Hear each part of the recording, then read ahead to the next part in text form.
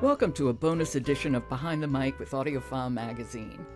In early March, Golden Voice Julia Whelan won an Audio Award for Best Fiction Narrator for her performance of The Women. Well, AudioFile has some bragging rights here because we named her narration one of our best ofs for 2024 back in December. And publisher Michelle Cobb and Julia Whelan recorded a conversation then about her narration of the book. And we're reposting that now. Enjoy.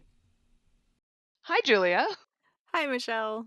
And congratulations. I think it's 3 times, right? Because you are being recognized in the young adult category for When the World Tips Over Oh, what a great book. and in mystery suspense for the sequel. Oh, lovely. Thank you.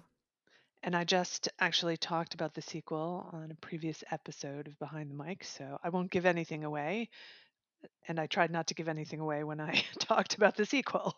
It's impossible. It really is impossible. But let's kick off here with you just telling us a little bit about The Women. Sure. So The Women is Kristen Hanna's most recent novel.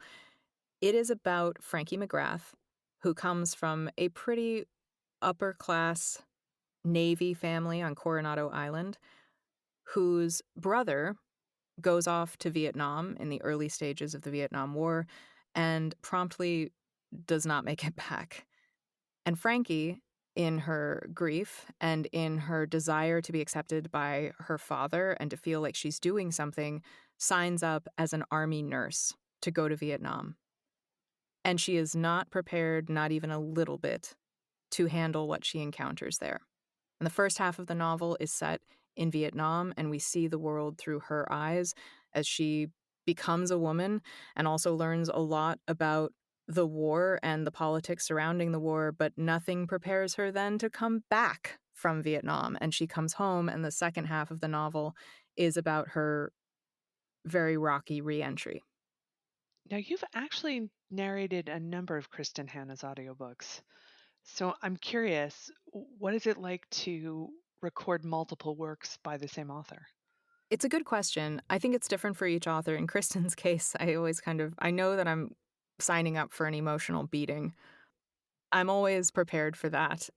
This one was particularly brutal, but she's such an evocative and vivid writer that I know it's going to require 110% of my focus and attention to really paint the picture for the listener. That's what I feel my job is with Kristen's books, is translating for a listener exactly how a reader would feel everything that she is giving them in her descriptions. There's descriptions from the Four Winds that I still think about, of the Dust Bowl book, of like the dust and the wind coming down, bearing down on a house, and centipedes coming out from the walls. And like, you really feel like you're there, which I think is what made The Women really affecting for people in this war that we've all kind of collectively as a country decided to ignore. But I think the time now is right for people. I think they're ready to revisit it.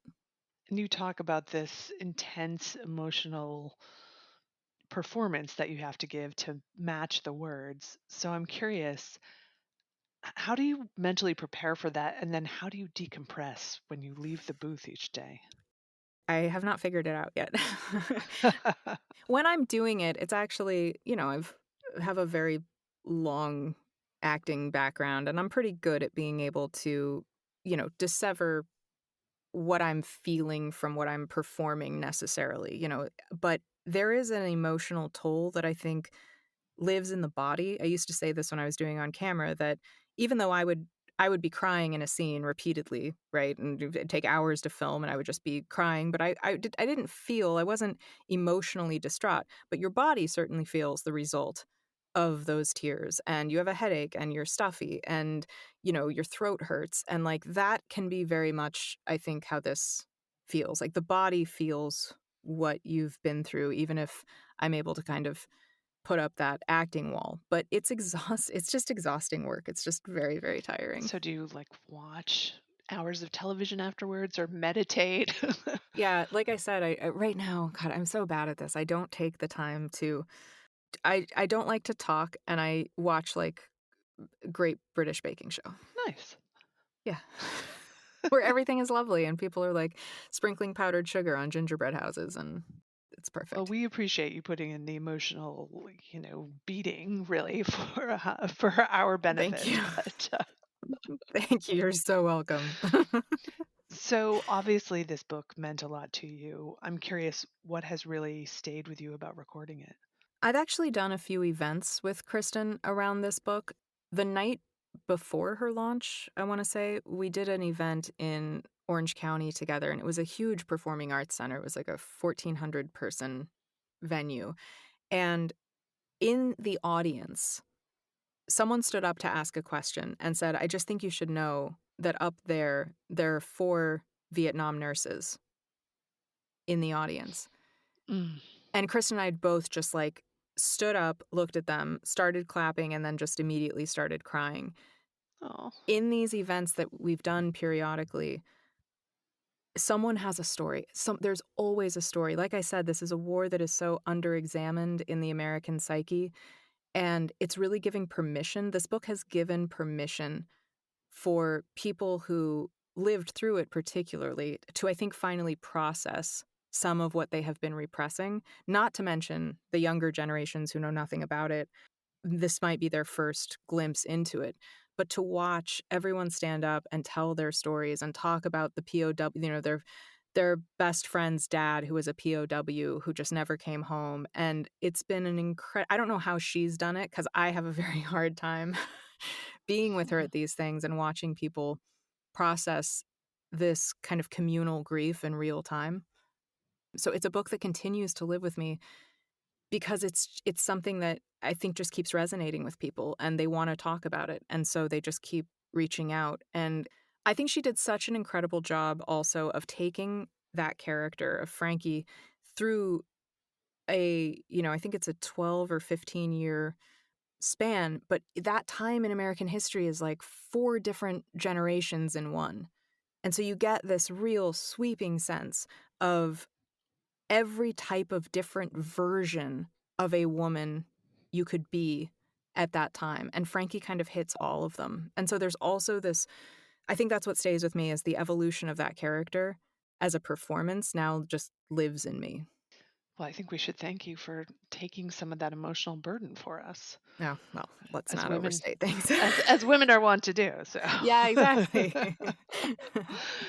well, thank you for sharing that. It was really interesting to know that you and Kristen did those events together, and that they resonate. It was resonating, and you were meeting people that had history with this. Yes, and I think she's talked about this a lot in her process of the research that she did for this book. She has certain memories of, being a child during the war, and so going back and then looking at it through an adult lens. And I will say that my research process for this book, I went and watched the Vietnam documentary, and I would just I knew things. I knew them. My parents were the opposite. They talked about everything. I feel like I had a very strong sense of the implications of that war, the problems with that war, but then to really just go back and watch some of the documentary and realize what a folly and disaster it was. And I think to take something so huge, that subject matter, and to bring such a human element to it is really Kristen's skill. She's a wizard at that. Well, I say this very often, and it's true. The great marriage of beautiful performance by a narrator and wonderful text give us so many of our best of the year Hmm. titles. I mean, objectively, I don't mean just the women, but I mean with any audiobook, at its best, it should really feel like an adaptation. Yes. And that's the perspective I bring to a performance, especially of something like The Women, where I really do feel a strong sense of responsibility to try to bring a full experience to a listener in the same way that I'm hit the first time I read it. It does indeed come through. So thank you. Oh, good. Well, thank you for joining us today. Thank you for having me and thank you for recognizing the book. There's performances I'm proud of, but then there's separately just books I'm very, very proud to have been a part of and that I'm so happy exist in the world. And this is truly one of those books. So thank you for highlighting it. Well, it's always special to hear about the connection a narrator has with the book. So we've been talking with Julia Whelan about The Women by Kristen Hanna. That was publisher Michelle Cobb speaking with Julia Whelan in December about her Audio Award-winning performance of The Women. Dreamscape is the sponsor of today's episode of Behind the Mic. Dreamscape publishes audiobooks from authors Frida McFadden, Kirsten Proby, and Stasia Stark. Explore their full catalog at dreamscapepublishing.com. Behind the Mic is produced by Jessica Lockhart. Robin Witten, Michelle Cobb, Leslie Fine, Alan Minskoff, Alex Ritchie, and Kendra Winchester are our contributors. Jennifer Dell is our editor. The music is William Ross Chernoff's Nomads 4-Way. And I'm your host, Joe Reed. Good listening.